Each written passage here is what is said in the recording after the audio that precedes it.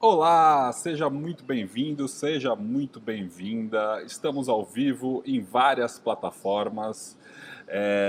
Esse é mais um encontro com o professor Cortella. Se você não me conhece, meu nome é Pedro, eu trabalho na agência Sofia e hoje nós temos um tema muito especial e um convidado também muito especial.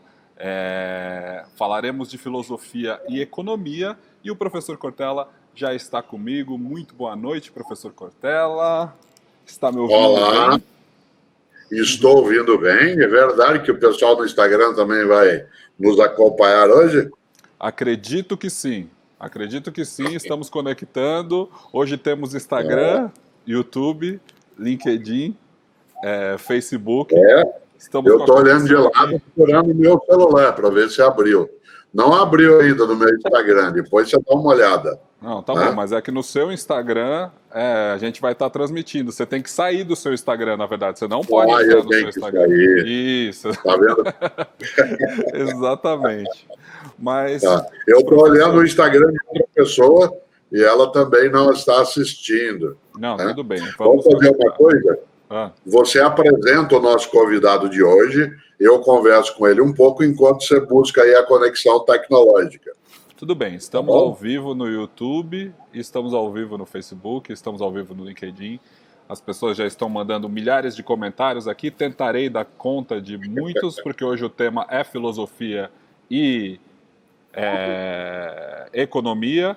E eu tenho um convidado muito especial, um dos maiores economistas do Brasil, um grande comentarista. Muito obrigado pela presença dele aqui. Agora eu vou só mudar aqui a câmera para receber Ricardo Amorim. Tudo bem? Como você está? Fala, Pedro, tudo bom? É um prazerzaço estar aqui com vocês. Descobri que o Cortella está se atrapalhando aqui no Instagram, mas acho que ele nunca imaginou estar em tantas plataformas ao mesmo tempo. Acho que foi uma das E agora, Amorim, estamos no Instagram agora. Estamos no Instagram agora que eu estou conectando. Coisa boa, viu? Muito bom ter o Amorim aqui com a gente. Também. Espera aí que eu vou colocar os dois agora. Vamos lá.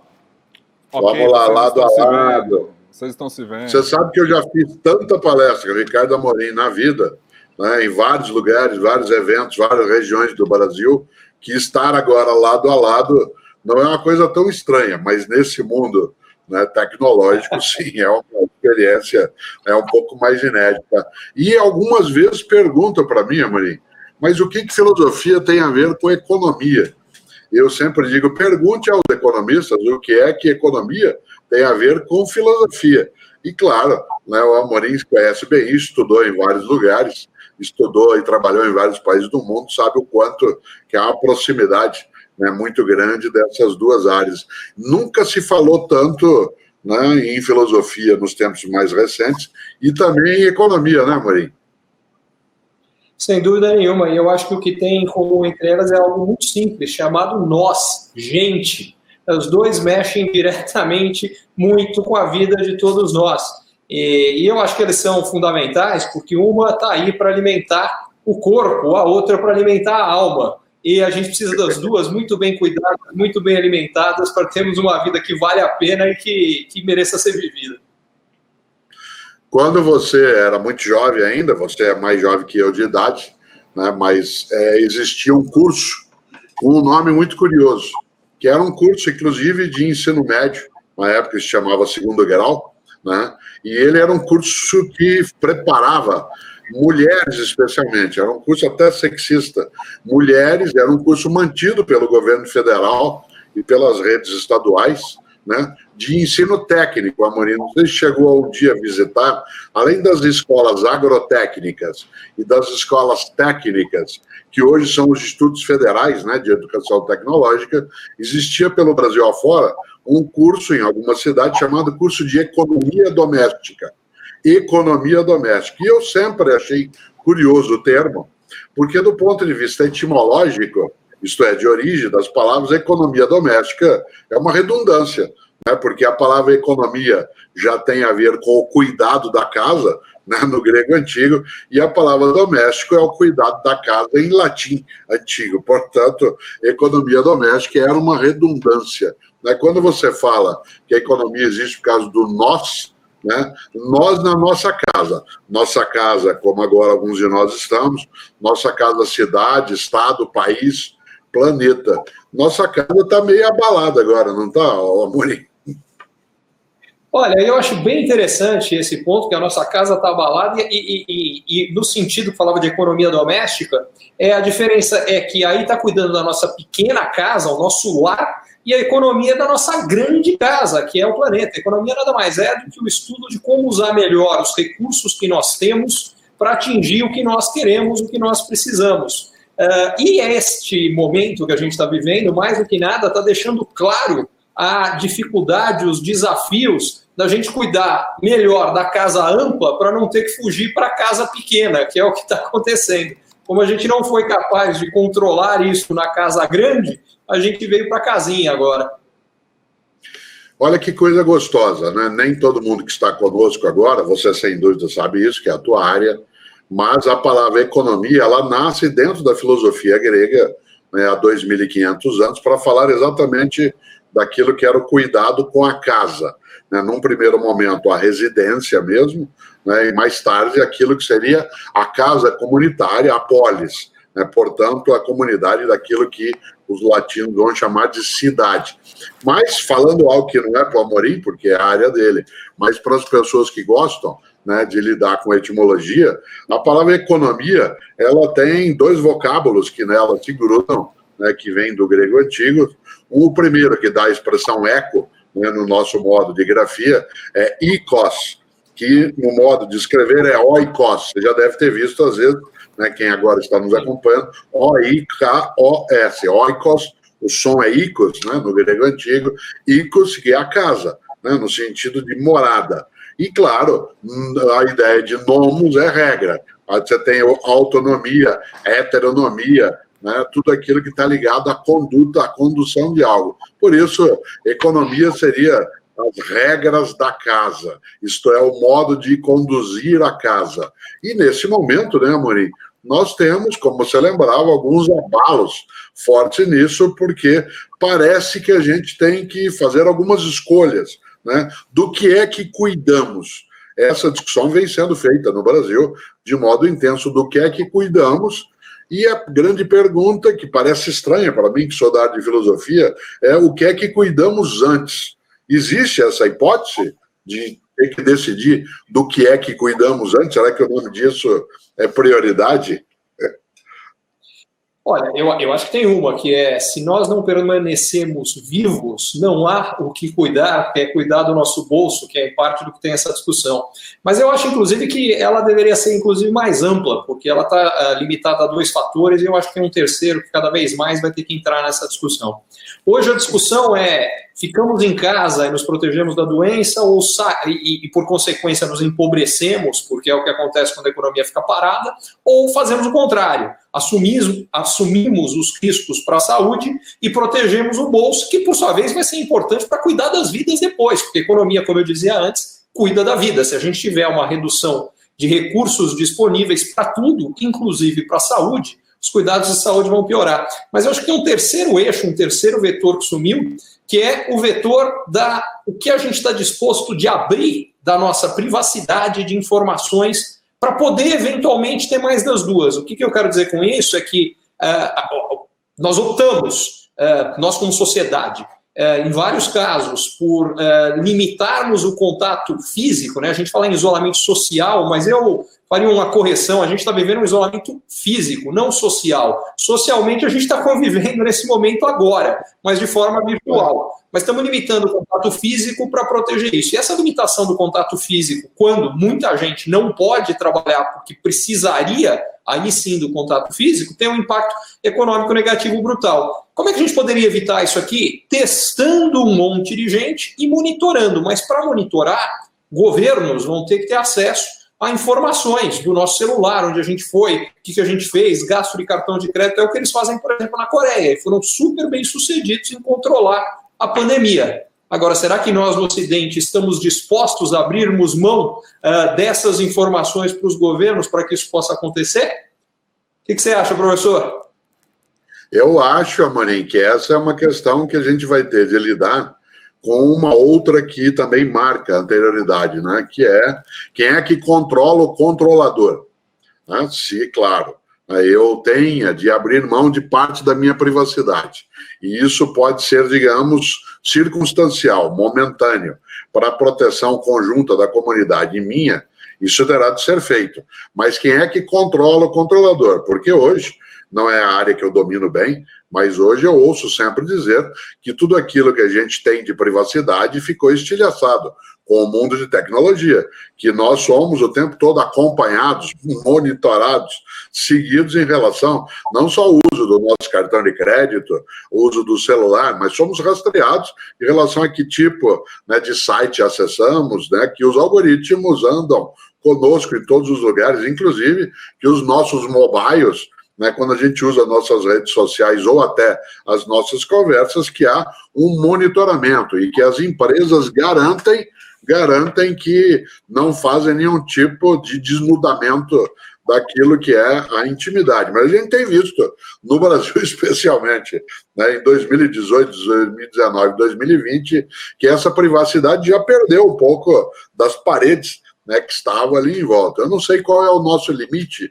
né, nesse momento, Amorim, para dizer, não, em nome do todo, né, nós vamos admitir que haja um controle maior. A minha questão, e aí eu devolvo até um pouquinho para você nessa ótima parada no papo, que é, será que nós já não estamos vivendo isso? Qual seria a diferença, né, de eu passar para o poder público, aquele que a gente chama de Estado, ou passar como a gente já passa hoje para o setor privado, para as empresas nessa área de tecnologia?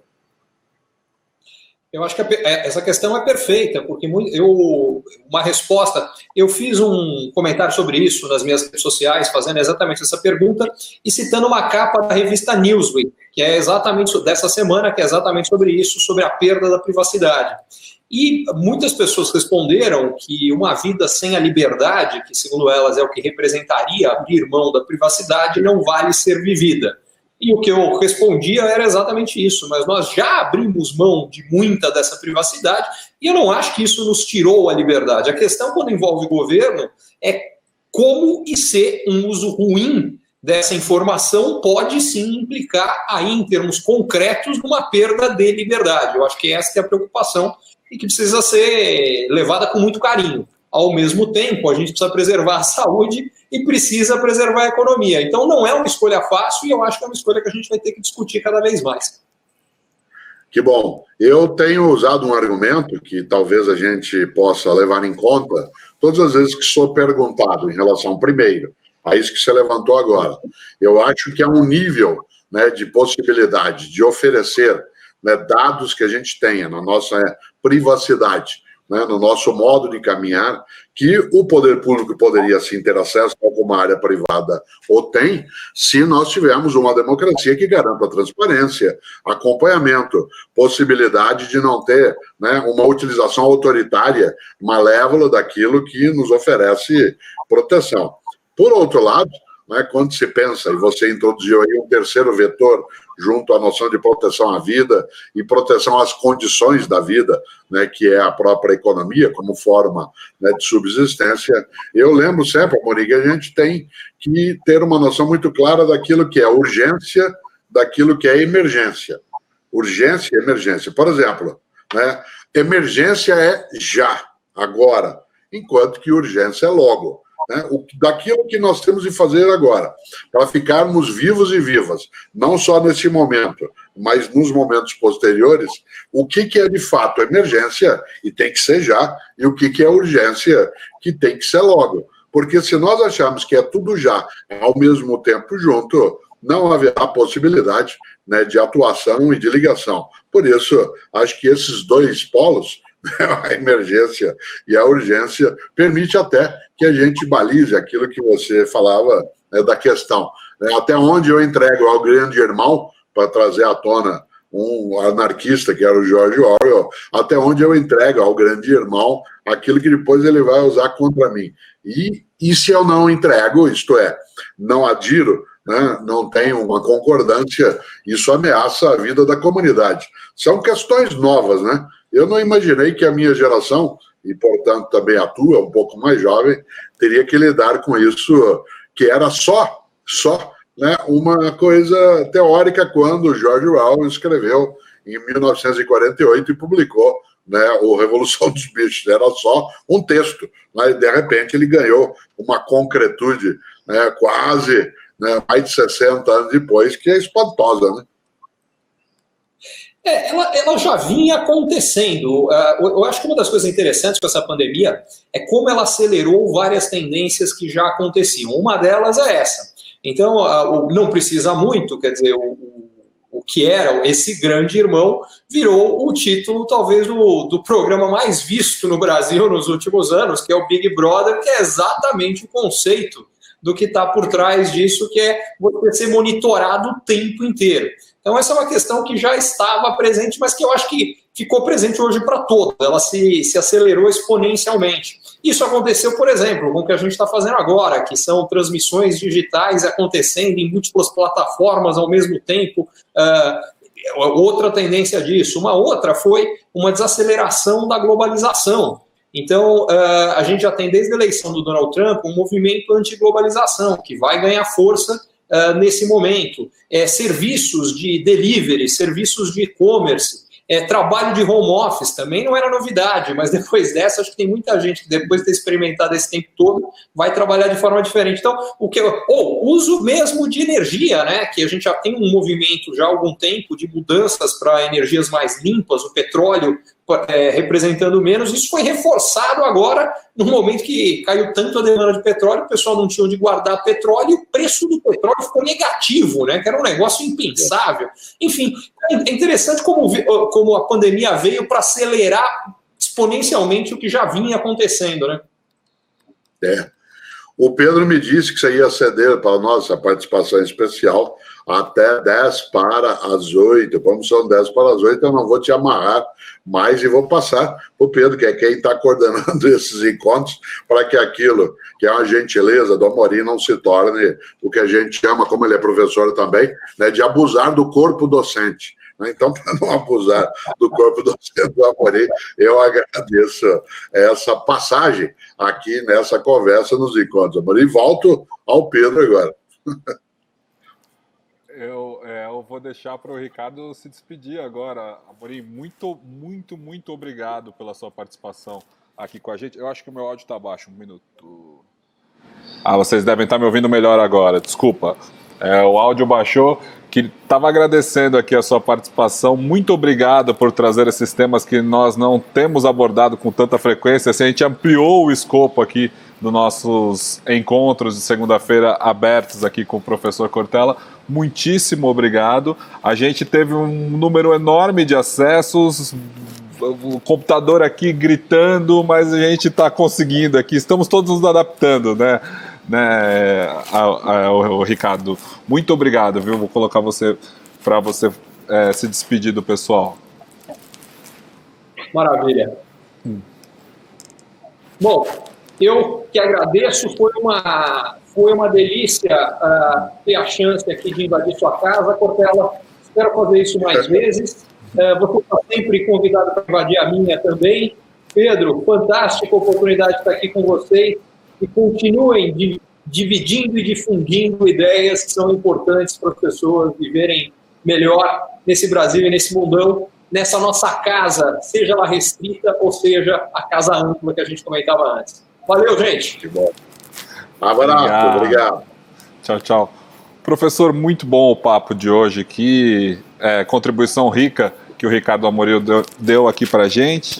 E enquanto isso tivemos milhares de pessoas conectando, o computador aqui com o CPU gritando, agora estamos com o streaming perfeito, mas tivemos hora que travou, hora que continuou, mas enfim, muita gente elogiando o nosso encontro de segunda-feira, que vai ficar gravado, disponível no canal do Cortella, então as pessoas podem conferir lá, e também os assinantes, né, quem participa dos nossos encontros de quinta-feira, tem tudo isso organizado dentro de uma plataforma própria que você pode acessar pelo celular quantas vezes quiser, e também participar dos encontros de quinta-feira, né, professor? Eu gostaria que você falasse um pouco da experiência que tem sido agora vendo os alunos no Zoom, né, que a gente usa para a plataforma das videoconferências. O pedal em contrário, Ricardo Amorim, agora, como eu disse no ponto de partida, nós já dividimos a sala de aula, entre aspas,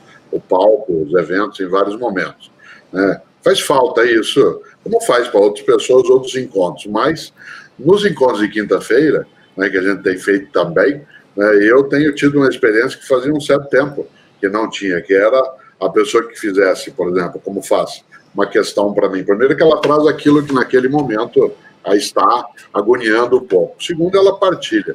Terceiro, eu consigo vê-la, né, com a nova tecnologia, né, tendo na frente, na tela, uma série, né, de pessoas ali dispostas nesse modo de exposição também, né, eu tenho possibilidade de um contato que é muito mais próximo. É uma experiência gostosa. Imaginar, inclusive, eu venho sentindo falta, como já disse, de contato mais imediato com quem é meu leitor, com quem assiste coisas, com quem partilha, e isso vem diminuindo um pouco quando a gente pode ter uma visualização, né, que seja muito mais próxima, como a gente tem feito agora. Eu gosto de imaginar, né, que nesses encontros a gente sempre precisa, como hoje, ao trazer a companhia do Amorim, partilhar aquilo que pode nos ajudar a ficarmos melhor, não só nesse processo, como depois também nessa própria época de saída disso. Eu cito muito nos cartazinhos, quem acompanha no Instagram e vê coisas também em outras plataformas, eu cito muito um pensador que eu admiro imensamente. Num dos encontros falei sobre ele também, que é Bertrand Russell. Eu falei e falo em vários momentos, e eu gosto de lembrar Bertrand Russell, e hoje, né, no cartazinho que aparece, em que eu escrevo será, eu gosto de lembrar que no aniversário dele, que é hoje, Bertrand Russell nasceu exatamente, né, no dia 18 de maio de 1872, ele traz a possibilidade de nós lidarmos com o pensamento crítico, né, de um modo mais intenso. E nesses tempos em que também a economia entra no nosso circuito de reflexão, é muito bom que a gente seja capaz de ouvir pessoas que não são da nossa área, não têm a mesma formação e não pensam como a gente pensa. Afinal de contas, uma coisa não é verdadeira apenas porque eu estou dizendo que ela é. Mesmo, por exemplo, que você admire a mim, que você que agora nos acompanha, imagine que eu seja alguém que possa dar sugestões, reflexões, e que você gostaria, né, de ter maior contato, maior presença. É necessário ter um certo distanciamento, que não é um afastamento, mas para imaginar uma percepção crítica, né, em relação às coisas. Criticar, e eu lembro sempre, não é destruir, desmontar. Criticar é saber separar, selecionar, ver aquilo que serve daquilo, né, que não serve. E quando a gente ouve, como agora, economistas, né, do porte do Ricardo Amorim e outros, nem sempre se concorda, nem sempre se tem discordância, mas é bom ter essa visualização, né, mais ampliada daquilo que conosco está. Um encontro tem essa finalidade, né, fazer com que a gente dê, né, a nossa multiplicidade de relações como sendo ali uma amostra. Esses vários encontros têm trazido essa ocasião. E quando se amplia, né, ainda mais, hoje com o uso das várias plataformas, ganha uma dimensão absolutamente especial. Eu acho que Bertrand Russell é alguém que foi capaz de trazer coisas especiais no campo da filosofia. Recomendo, inclusive, para quem gosta, né, ele tem uma série de livros sobre história do pensamento filosófico, né, de história da filosofia.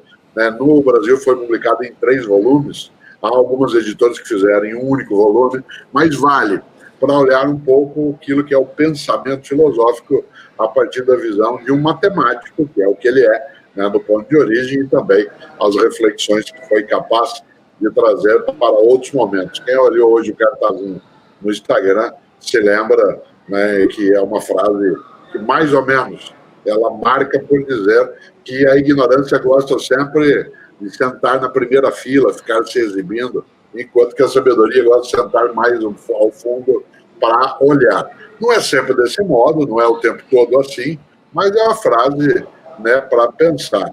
Mas a frase do Bertrand Russell, que eu mais cito, e que, aliás, no ano passado, 2019, né, e sem até vivermos o que temos hoje, eu acabei mencionando um dos cartazinhos, é quando ele diz que nossos tempos trazem uma coisa muito curiosa, né? Os imbecis, ou os idiotas, depende da tradução que vai se fazer, né? Os idiotas têm excesso de certezas e os sábios têm bastante dúvida, né? Aquelas pessoas que se dedicam a pensar, né, com mais afinco, com mais acuidade, as coisas não tem muita dúvida, e gente tonta está com excesso de certeza. Eu sempre fico assustado, né, com essa frase do Bertrand Russell, para não imaginar que, primeiro, usando a frase do ano passado, né, que eu estou com excesso de certeza. Não é que eu não possa ter certeza, mas estou com excesso e estou sem alguma dúvida. E segundo, o susto em relação à frase que foi hoje colocada no cartazinho, eu achar que, vez ou outra, quero sentar ali na frente, em vez de com sabedoria também, sentar mais ao fundo, né, para observar. Um dos comentários mais inteligentes que eu vi em relação a esse cartazinho postado hoje, Pedro, foi um dos nossos acompanhantes aí escreveu que é por isso, escreveu ele, porque a frase do Bertrand Russell é que a tolice, a ignorância gosta de sentar sempre na primeira fila e a sabedoria mais ao fundo. E ele escreveu assim, por isso que na escola eu sempre admirei a turma do fundão, fazendo uma inversão do que significa entre nós, em geral, a turma do fundão. Esses encontros permitem exatamente essa capacidade. Não é isso? Muito bem, professor. Chegamos às 19h59, 8 horas encerramos, e hoje eu quero encerrar de um jeito diferente, porque no último encontro para assinantes eu pedi para um dos nossos assinantes, que foi também, por coincidência, seu aluno, pedi para todos, mas ele fez um vídeo muito bacana para a gente, mandou lá no grupo, e eu vou encerrar com esse vídeo, então, que dá uma resumida do que nós temos nos encontros fechados, como tem sido essa troca, e se você não sabe o que eu estou falando, acesse cursodocortella.com.br/encontros. Então vou colocar aqui o vídeo do Raimundo, professor. Dê tchau. Então me despeço com alegria enquanto você põe o vídeo. Valeu, gostei mesmo do vídeo do Raimundo, ficou muito bom. Abraços. Até mais, tchau, tchau. Ensinamentos dos encontros com Cortella. Atividade que encanta minha vida e me leva a ter consciência do real, e onde adquiro competência de criar o que é possível, que é inédito, mas viável. Ensinamento de Paulo Freire. Sabendo que vou partir, mas buscando uma forma de ficar, sem nunca ser pessimista, e onde o futuro é o passado em preparação. Todas as quintas, das 19h30 às 20h30, aprendo a ser capaz de ir adiante e não assassinar minha esperança, mas sim recriá-la.